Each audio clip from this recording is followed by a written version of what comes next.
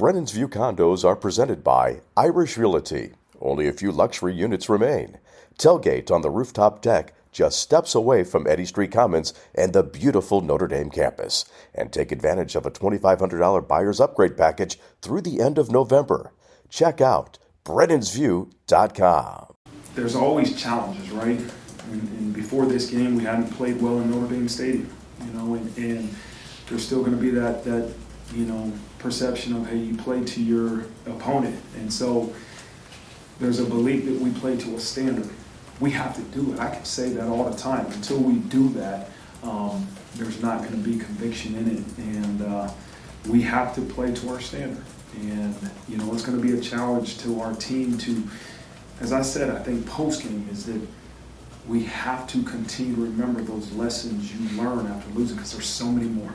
There's so many more, and that's my job as the head coach. I told him yesterday after practice, I know you guys walk around like, man, coach, we just won, we beat Clemson, and you're yelling and screaming, and yeah, because we want to do as a coaching staff whatever it takes to make sure our players experience that feeling every Saturday, right? Yeah, it's special when you beat a top 5 team in the country, but the feeling you get when you're victorious, I don't care who the opponent is, there's nothing like it.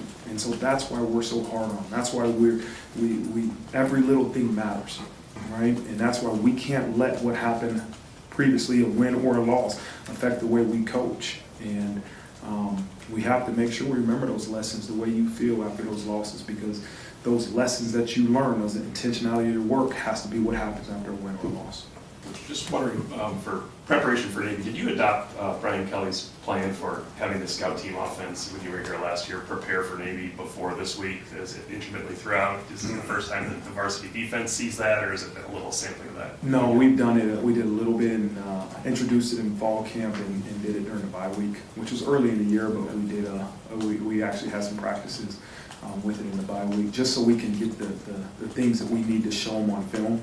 And then this week is full throttle, but we did sample a little bit. And when simulating that this week, do you let them cut? I mean, it's such a big part of Navy's attack. Is the cut block, or is that just something you cannot really allow? Well, it's changed, right? In that you can only cut at the line of scrimmage now, and with those interior linemen. And so we're not really working on that at the second, third level like you used to in the past. Every level had to work on cut blocks.